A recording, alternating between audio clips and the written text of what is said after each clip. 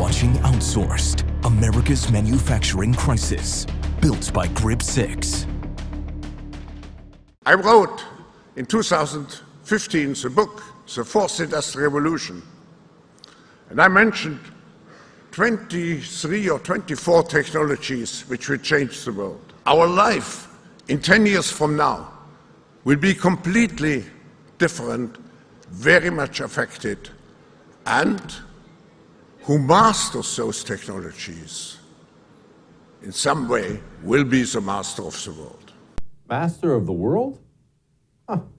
That's an interesting aspiration. Joining me now, Patrick Newman, fellow of the Mises Institute.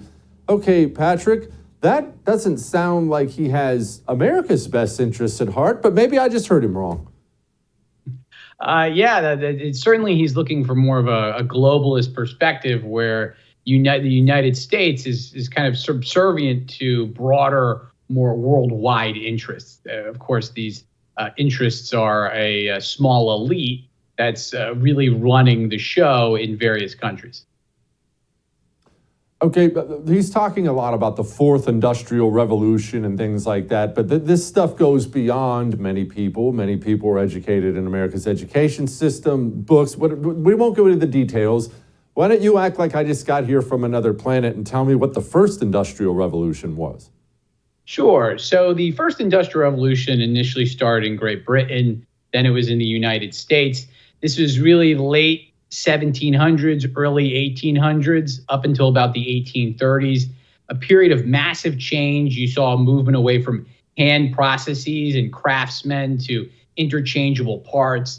This was the rise of the steam engine. So actually creating machines to power things aside from being powered by animals or humans or water. You saw the rise of iron manufacturing and also mass-produced clothes, or the textile industry, as it was called, basically making clothes through wool and cotton. You saw the rise of chemicals being manufactured, particularly sodium carbonate and various other type of chemicals used in glass and soap and so on. So this is a really big change that happened in the early 1800s that really revolutionized human society. Okay, the second one, what was it? Well, the second one took place about 40 years later, really started in the 1850s and then continued throughout the rest of the decade. And you saw a bit more technology and more advanced manufacturing. We now see the railroads being utilized, right? So the railroads are being developed. This is how people are traveling across the continent of the United States. The rise of electrical power. You see petroleum. So people are using oil or kerosene to light lamps. Then they're using it to power automobiles that become a big thing in the early 1900s, 1920s, thinking Henry Ford and General Motors and so on. This is really the beginning of sort of the modern economic society with mass-produced consumer products, as well as a lot of the things we take for granted, such as toilets, sewage, electricity, as I've mentioned, plumbing, and so on. Okay, I'm sure you guessed where I'm going next. The third, what was it before we get to his desired fourth? Yeah, well, the third industrial revolution, this really picked up after World War II, and this is really the digital age, right? So this is the rise of processing machines. So you see computer chips, computers. Of course, we think of computers as being the more modern computer we all know, but these really had started off in the even in the 70s and 80s. So you saw the rise of, again, computers, video game consoles, digital cameras, so on. So this is really when more and more things are being processed and sorted through a electronic machine, and we are able to communicate with each other electronically. Of course, the major culmination of this at the beginning of the 20th century, in the late at the beginning of the 21st century, was, of course, the internet. All right. Now, why is the fourth one bad? Because you hear Bond movie villains like Klaus Schwab talk about the fourth one, and you think, man, that's got to be terrible, or whatever that guy wants must be bad. Is it bad? Well, there's certainly the fourth industrial revolution, like the other industrial revolutions, can provide a lot of things to make people better off. But of course, in the wrong hands or with the various government policies, it can make things make the lives of many people worse off. The big thing we could say here with the industrial revolution, the fourth industrial revolution, is the rise of AI, artificial intelligence, and how artificial intelligence will be used.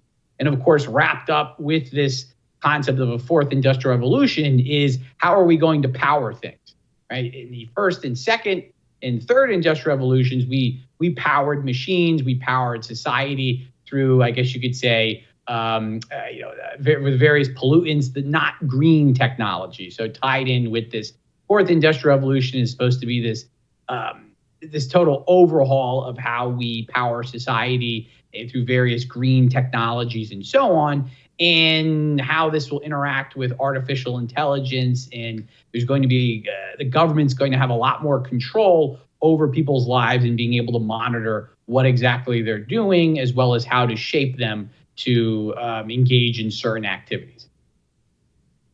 Okay, how are we going to power things? And I ask this because it seems like the forces around the world, governments around the world, are attempting to force a transition from our current power sources that work into ones that simply don't provide enough power yet. You can't shut down a coal plant and just put up solar panels. That's not how it works. The solar panels don't produce enough juice. Are we forcing it? Are we going to hurt ourselves by trying to force something?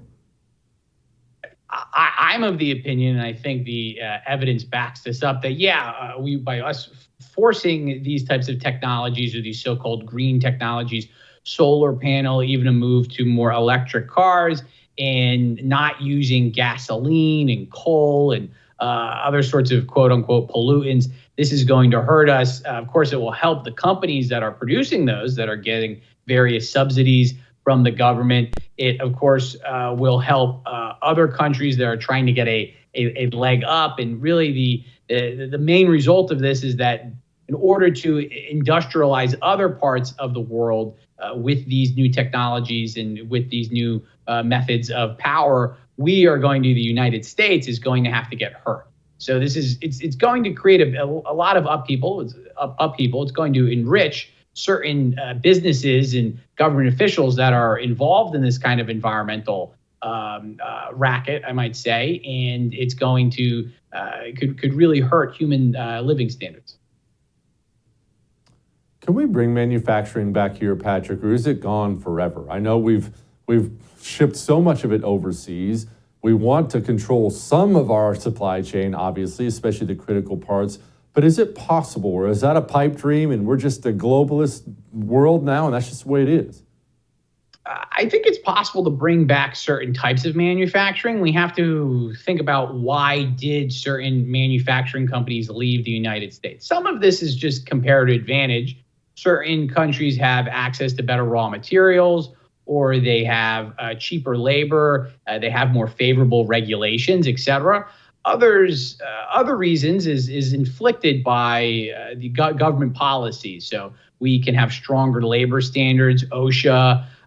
We have stronger environmental standards. I'm thinking of the EPA. For the longest time, we had the highest corporate income tax rate in the world, at least the statutory rate, and even with various exemptions and so on, it was still very high. And these discouraged various companies from continuing to produce in the United States, and encouraged them to move to China, to move to Southeast Asia, other parts of the world, and so on. And in those types of industries, we should certainly try to encourage back by getting rid of taxes and regulations that discourage entrepreneurs in America from setting up businesses in the country.